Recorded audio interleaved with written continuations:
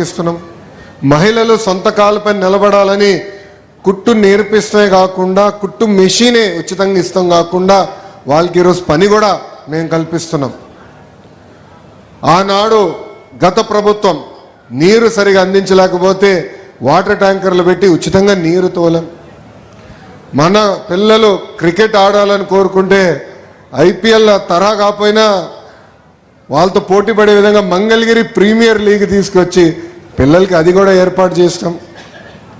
Covid వస్తే oxygen ఇబ్బంది ఉందంటే ఆక్సిజన్ సిలిండర్లు పంపించాం, మందులు అందించాం, అమెరికా డాక్టర్ల ద్వారా టెలిమెడిసిన్ చేశాం.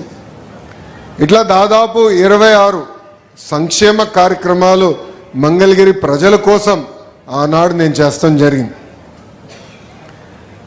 కరెక్ట్గా 24 ఎన్నికలు వచ్చింది. చాలామంది నాకు చెప్పారు మీరు 2 స్థానాల్లో పోటీ చేయండి, ఆల్రెడీ మీరు ఇబ్బంది పడ్డారు, మళ్ళీ మీరు ఇబ్బంది పడకూడదని. నేను వాళ్ళకు ఒకటే చెప్పా, 5 సంవత్సరాలు కష్టపడ్డాను, మంగళగిరి ప్రజల మనసు గెలుచుకున్నానని నేను భావిస్తున్నా. ఒకే స్థానంలో పోటీ చేస్తా, అది మంగళగిరిలో నేను పోటీ చేస్తా అని చెప్పా. ప్రచారంలో మీ దగ్గరికి వచ్చా, నేను ఆనాడు మీకు కొన్ని విషయాలు చెప్పా. ఏ మెజారిటీ అయితే నేను ఓడిపోయానో దాని పక్కన ఒక 0 పెట్టి నన్ను గెలిపించమని ఆనాడు నేను మిమ్మల్ని కోరా. మీరు నాకు ఎంత ఎక్కువ మెజారిటీ ఇస్తే అంత బలం వస్తుంది, పనిచేసేందుకు అవకాశం ఉంటుందని ఆనాడు కోరా. సర్వేలు చూసాం, అన్ని పార్టీలు సర్వేలు చేస్తాయి, మేము చేసాం.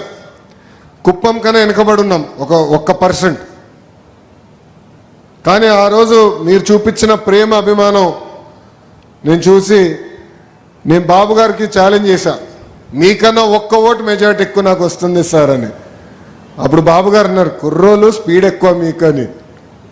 కానీ ఈరోజు నేను గర్వంగా ఇక్కడ నుంచి చెప్తున్నా, మంగళగిరి ప్రజలు ఎవ్వరు ఉంచిన విధంగా 91,000 మెజారిటీ నన్ను గెలిపించి శాసనసభకు పంపించారు.